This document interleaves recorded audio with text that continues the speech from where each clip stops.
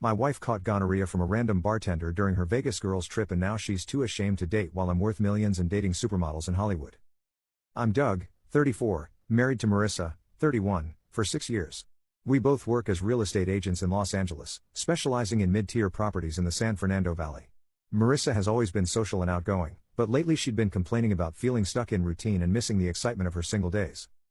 3 months ago, Marissa started planning an elaborate girls' trip to Las Vegas with her college sorority sisters, claiming she needed to reconnect with her fun side and experience the nightlife she'd been missing as a married woman. Marissa became increasingly excited about the Vegas trip, buying new clothes, getting spray tans, and talking constantly about how liberating it would be to feel young and carefree again. She seemed more interested in the trip than she'd been about anything in our marriage recently. The week before Vegas, Marissa started making comments about how our marriage had become predictable and boring, and how she envied her single friends who could still experience adventure and spontaneity. She seemed convinced that the trip would help her rediscover her vibrant personality. Marissa left for Vegas on a Thursday morning, posting Instagram stories from the airport about how excited she was for a weekend of freedom and fun with her girls. She seemed genuinely thrilled about getting away from our routine life. Throughout the weekend, Marissa posted party photos from expensive Vegas clubs and restaurants, looking more alive and happy than I'd seen her in months. She was clearly having the time of her life drinking, dancing, and living like she was single again. Sunday evening, Marissa came home from Vegas exhausted but glowing, talking about how amazing it had been to feel desired and exciting again. She seemed different, more confident but also more distant from our marriage. 2 weeks later, Marissa started experiencing uncomfortable symptoms and made an appointment with her gynecologist, claiming she had a urinary tract infection that was bothering her. She seemed nervous about the appointment but tried to act casual. Marissa came home from the doctor's office looking devastated and could barely make eye contact with me. When I asked what was wrong, she broke down crying and confessed that she'd contracted gonorrhea during her Vegas trip. Through tears, Marissa admitted that she'd hooked up with a bartender at one of the clubs they'd visited, claiming it had been a spontaneous moment of feeling attractive and desired by someone new. She said she'd gotten caught up in the excitement of being pursued by a younger, attractive guy. Marissa claimed the encounter had been meaningless physical attraction and that she'd immediately regretted it, but she'd been too embarrassed to get tested until the symptoms became obvious. She begged me to forgive her mistake and not let one night destroy our marriage. The worst part was that Marissa couldn't even remember the bartender's name or which club it had happened at, making her affair seem even more meaningless and degrading.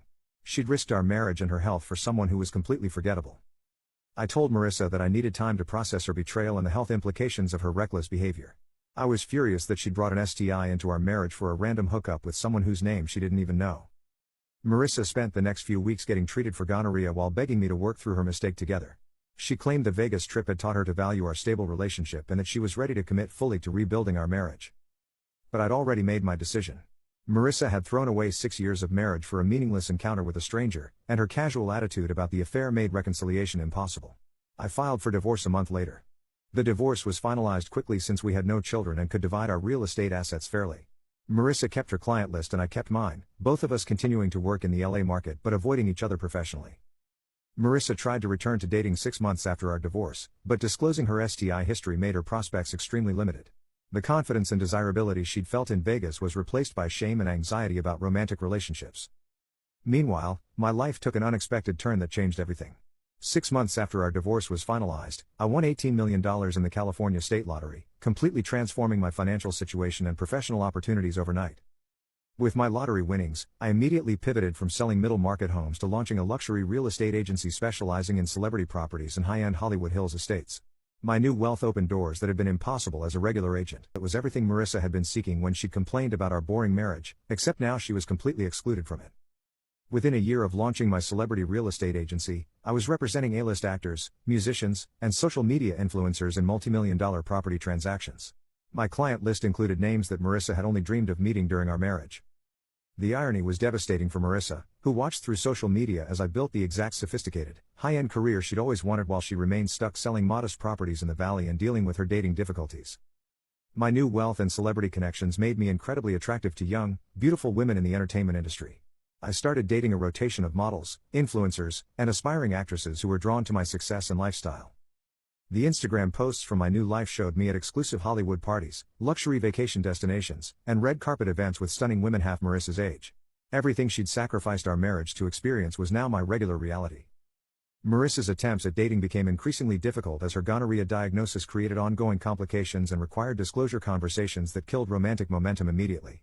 The spontaneous excitement she'd craved in Vegas was now impossible to achieve.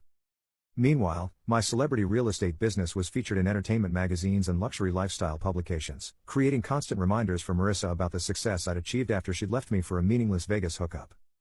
The professional networking events I attended were filled with beautiful, successful women who appreciated my business accomplishments and wealth, while Marissa struggled to find anyone willing to accept her STI status and middle-class real estate career. Marissa's college friends, who'd encouraged her Vegas behavior, started distancing themselves as her life stagnated while mine flourished. The sorority sisters who'd celebrated her affair now avoided association with her declining circumstances. A year after our divorce, Marissa was still single and struggling with the social stigma of her STI diagnosis, while I was dating supermodels and closing deals on celebrity mansions worth more than most people's lifetime earnings. The contrast between our post-divorce lives became a constant source of regret for Marissa, who realized that her pursuit of excitement and adventure had cost her access to the exact lifestyle she'd been seeking. Marissa tried to rebuild her real estate career by focusing on higher-end properties, but my success had captured most of the luxury market attention, and her professional reputation was still associated with middle-tier sales. The bartender encounter that had seemed so exciting and liberating in Vegas had resulted in permanent health consequences that affected every aspect of Marissa's romantic life, while I enjoyed complete freedom to date whoever I wanted. 2 years later, Marissa was still dealing with the ongoing medical and social consequences of her Vegas affair, while I had become one of the most successful luxury real estate agents in Los Angeles with a lifestyle that exceeded her wildest fantasies. Marissa's pursuit of feeling young and desirable again had resulted in social isolation and dating difficulties, while my lottery win had made me genuinely desirable to women who were younger, more successful, and more beautiful than she'd ever been. The sophisticated Los Angeles lifestyle Marissa had always craved was now completely available to me through my celebrity connections and wealth, but permanently out of reach for her due to her health status and stagnant career.